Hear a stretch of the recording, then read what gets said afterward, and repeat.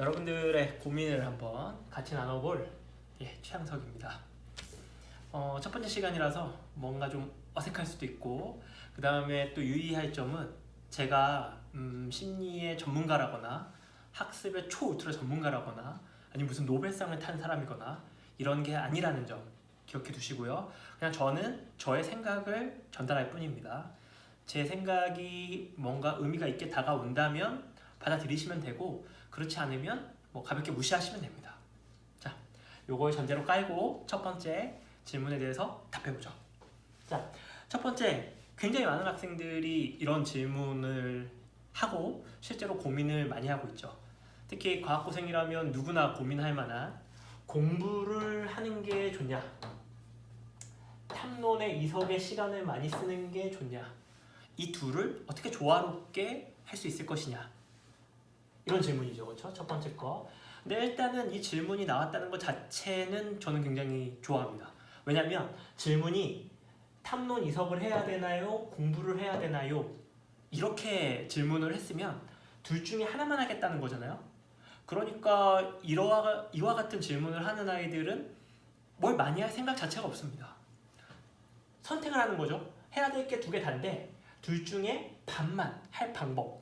그래서 자신이 선택을 하지 못하기 때문에 좀 더 많은 사람들의 지지를 얻고 싶고, 그게 맞다고 가정해서 다수결의 원칙에 의해서 뭐 그거 안 해도 돼, 공부하면 돼 하면서 그 얘기를 취합해서 결정을 하면 자기에 대한 어떤 위로, 그 다음에 포기한 거에 대한 어떤 적절한 근거, 그 다음에 마음의 편안함, 이런 것들을 느낄 수 있는 거죠. 근데 둘을 어떻게 조화롭게 할 수 있는가, 이렇게 물었다는 얘기는 둘 다 놓치기 싫다는 거죠. 일단은 그래서 저는 이 질문은 굉장히 좋게 보고 있습니다. 자, 한번 얘기를 해보죠. 뭐가 중요하냐? 모르겠습니다. 모르겠어요. 공부가 물론 중요합니다. 자, 공부가 물론 중요해요. 열심히 공부를 해서 성적이 올라갈 수 있고, 그 다음에 더 나아질 수 있으면 당연히 공부하는 게 좋죠. 맞아요. 근데 현실적으로 공부를 열심히 한다고 등수가 바뀌거나, 이게 상대평가이기 때문에 그래요. 절대평가라면 좀 다른 얘기가 될 수 있지만, 상대평가이기 때문에 내가 되게 열심히 한다 그래서 내 점수가 꼭 올라간다는 보장도 없고요. 그 다음에 지금과 같은 방식으로 계속 하는 것에 대해서 특별한 엄청나게 많은 변화가 유발되리라고 저는 생각하지 않습니다. 해오던 대로 하면 해오던 그것대로 맞겠죠. 왜냐면 다른 사람들도 내 위에 있고 내 아래에 있는 사람들도 해오던 대로 하고 있으니까요. 그래서 이렇게 질문하시는 분들이 탐론 이석을 아무것도 안 하고 공부만 하면 그러면 성적이 쫙 올라가느냐? 제 생각은 아니에요. 아닙니다. 그래서 제 개인적인 입장에서는 같이 하는 게 좋다. 같이. 왜 그러냐면 이 탐론을 하면서 과학자로서의 가져야 될 여러 가지 것들, 그 다음에 뭔가 새로운 걸 하면서 거기에서 새로운 사실을 알고 그 과정에서 새로운 공부 방법이나 학습 방법을 배우는 게 많거든요.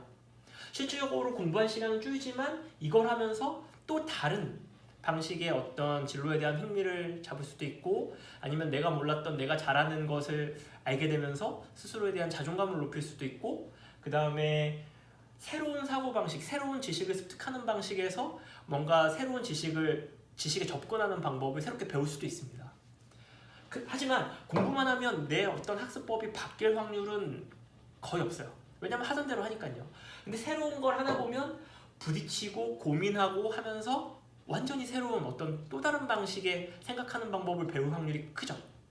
그래서 뭔가 변화를 주고 싶다면 탐론 이석도 하고 대회도 나가고, 그래서 많이 도전도 해보고 욕도 먹고 뭐 이런 여러 가지 어려운 엄청난 스트레스나 압박 같은 걸 받아보면서 그걸 헤쳐나가면서 뭔가 새로운 깨달음을 얻는 이런 방식이 저는 좋다고 생각합니다. 자, 그럼 여기서 의문. 이런 것들에 엄청나게 많은 시간을 쓰는데 현실적으로 그죠? 공부할 시간이 없다라고 얘기하는 애들이 많죠. 맞아요. 네, 공부할 시간이 없죠. 하지만 누군가는 이걸 다 합니다. 네, 누군가는 다 하고 전국에서 꽤 많은 아이들이 이걸 다 하고 있습니다. 시간이라고 하는 거에 대해서 한번 생각을 해볼게요. 시간을 어떻게 낼 것이냐? 시간을 만들어야죠. 그죠? 포기하지 않는다라고 하면, 둘 다 포기하지 않는다라고 하면 반드시 시간을 만들어내야 됩니다. 어떻게 만들 것이냐? 일단 그러면 내가 시간을 어떤 식으로 쓰고 있는지에 대해서 한번 생각을 해봐요. 왜 시간이 부족한가? 자, 질문에서도 나왔지만 그날 배운 걸 그날 다 봐야 된다. 그죠? 배운 것을 다 봐야 된다. 그날 수업이 8시간이면 8시간만큼의 학습한 내용 전체를 다 복습해야 된다. 이 말이죠. 그러니까 당연히 부족하겠죠. 1시간에 따라가는데 아무리 못 잡아도 30분은 잡아야 되는데 그러면은 최소한 4시간이 필요하고 아무것도 안 하고 집중할 수 있는 시간이 그 정도 필요하다는 얘기죠. 매일매일. 그럼 여기서 선택을 해야죠. 이런 방식으로 갈 것이냐 아니면 바꿔볼 것이냐. 하던 대로 안 하고 이런 걸 한다는 거는 하던 방식을 바꾼다는 얘기입니다. 이걸 똑같이 하면서 새로운 걸 더 할 수 있는 방법 같은 건 없어요. 새로운 방법을 해서 쓰는 시간만큼 지금 하던 방식에 변화를 줘야 된다는 얘기입니다. 시간은 24시간으로 한정되어 있으니까요. 그러면 일단 여러분이 갖고 있는 생각 중에 그날 배운 걸 무조건 다 봐야 되느냐? 이거부터 해결을 하셔야죠. 왜 다 봐야 됩니까? 한 3일치를 몰아보면 안 되나? 이해 안 되는 것만 보면 안 되나요? 아니면 어떤 일정한 한 단락이 끝나면 한꺼번에 보면 안 됩니까? 이런 방법에 대해서 좀 생각을 해봐야 돼요. 복습하는 게 좋은데 의무적으로 내가 다 이해한 것들을 다시 보면서 거기에 시간을 투자를 꼭 해야 되느냐? 불안하니까. 이거를 해야지만 불안이 해소되는가? 요거 좀 생각을 해보셔야 됩니다. 그래서 복습에서 시간을 좀 아낄 수 있는 방법을 좀 찾아봐야 돼. 저의 경우를 말씀드리면 복습으로 시간을 아끼려면 수업 시간에 더 많은 걸 이해해야 됩니다. 수업 시간에 이해가 잘 되면 사실은 복습을 안 하고 있다가 일주일 단위로 복습을 해도 생각이 나요. 그건 확실합니다. 꼭 그날 배운 걸 그날 해야 된다는 거는 그날 수업 시간에 그걸 몰랐기 때문에 해야죠. 시간이 더 지나면 누적돼서 더 모르기 때문에.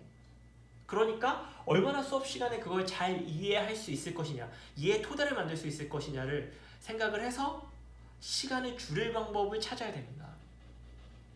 이 부분에 대한 거는 또 질문을 주시면 좀 더 디테일한 예를 들어서 얘기를 해볼게요. 그래서 복습에 대한 어떤 자신의 사고방식이나 이런 것들을 깨줘야 됩니다. 두 번째, 이석을 하면서 이석과 공부를 동시에 할 수는 없느냐. 여러분들 과학 실험하는 거 보면은 3시간 정도 이석을 끊으면 그러면 3시간 동안 쉼없이 뭔가를 하느냐? 아니죠. 뭔가를 하나 해놓고 기다렸다가 조금 있다가 결과를 보고 이런 시간이 많고 또 뭔가 준비가 안 돼서 준비하려고 들락날락거리는 시간도 굉장히 많습니다. 그러니까 실제로 실험하는 시간은 3시간 중에 1시간도 채 되지 않아요. 여기서 시간을 만들어야 됩니다. 어떻게 만드느냐? 일단 이석을 하기 전에 오늘 내가 뭘 할 것인지를 머릿속에 명확히 계획하셔야 돼요. 그 다음에 머릿속으로 시뮬레이션을 해봐야 됩니다. 나의 동선, 내가 해야 될 것, 필요한 것 이런 것들을 머릿속으로 시뮬레이션하고 그 다음에 그 동선에 맞게 준비를 하셔야 돼요. 언제? 쉬는 시간에. 쉬는 시간에 10분, 20분 준비하는 게 실제 실험 시간에 1시간, 2시간 딜레이를 예방해 줄 수 있습니다.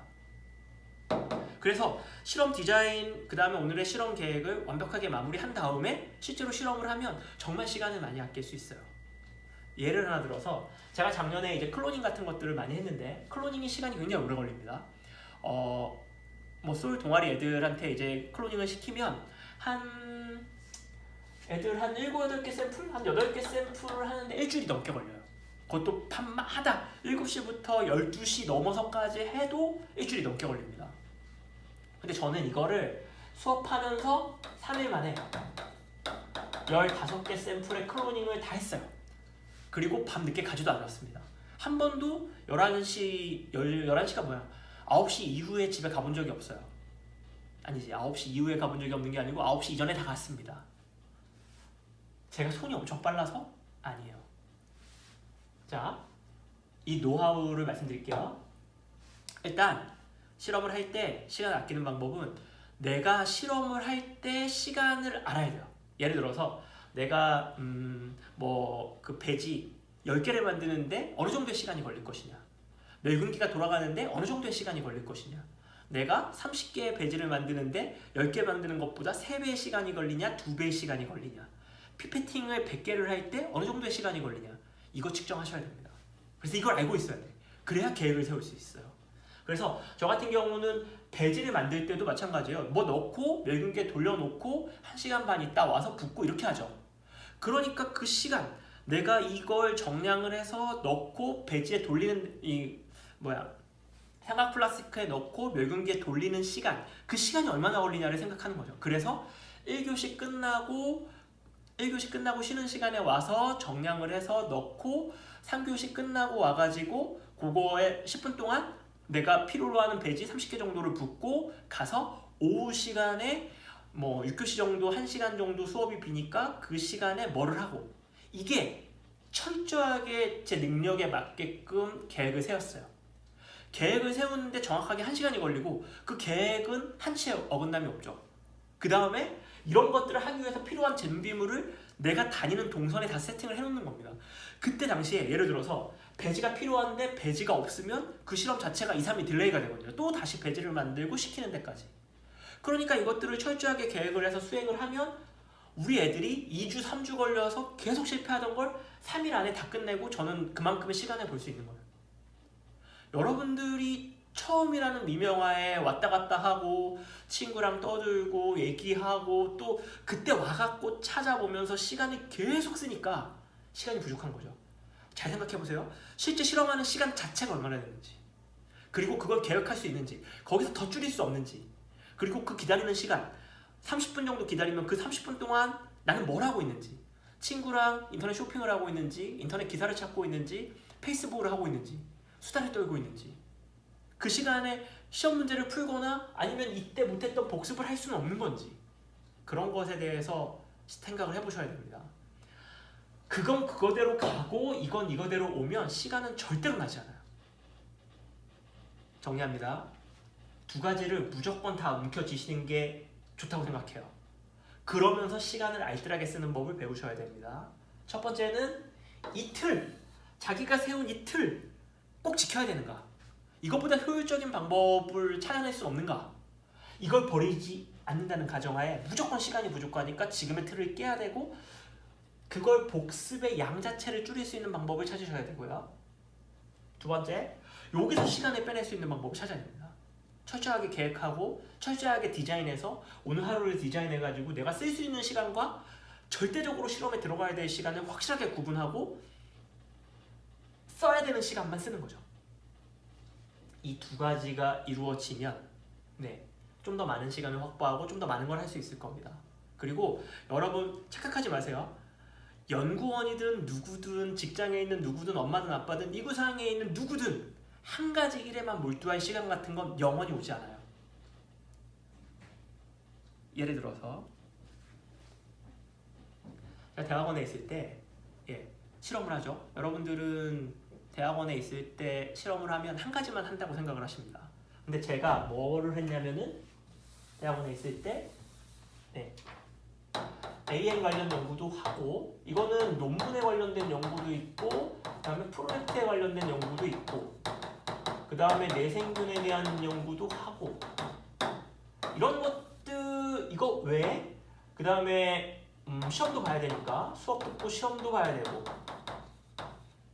그 다음에 그때그때 학회도 참석해야 되고, 동시다발적으로 한꺼번에 와요. 난 이것만 하고 싶다. 내 논문에 잘 쓰고 싶다. 그래서 내 모든 시간을, 24시간 모든 시간을 논문에 투자하고 싶다. 이건 정말 기초적인 생각입니다. 이런 일은 일어나지 않아요. 세상에 누구나 다 동시다발적으로 한꺼번에 많은 일들을 합니다. 그러면서도 그만큼의 결과를 얻어내는 거예요. 어떻게 그게 가능하느냐? 놓치지 않아야 될 것들을 틀어 잡으려고 하다 보니까 어딘가에서 시간을 만들어내야 되고, 그래서 효율성을 극대화시키는 방법을 스스로 찾아가는 겁니다. 놓치고 싶지 않은 마음이 커지면 커질수록 효율을 뽑아낼 수 있는 가능성도 커집니다. 포기하려고 마음먹는 순간 이런 효율성을 찾고자 하는 노력 자체가 생기지 않아요. 아무것도 포기하지 마세요. 그 다음에 효율을 극대화시키세요. 그러면 여러분이 생각하는 것보다 여러분의 능력이 크기 때문에 여러분은 그 전 작년에 하지 못했던 정말 많은 것들을 생각보다 부드럽게 할 수 있는 경지에 다다를 수 있을 거라고 생각합니다. 제 얘기에 물론 많은 논란이 있을 거라고 생각은 되지만 저는 이렇게 살고 있고요. 다음에 이제 질문을 좀 더 구체적으로 주시면 좀 더 구체적인 예들에 대해서 하나하나 짚어가면서 얘기를 해드릴게요. 자, 제가 말한 답변이 도움이 됐는지 안 됐는지는 확실히 모르겠지만 의미가 있었으면 좋겠습니다. 감사합니다.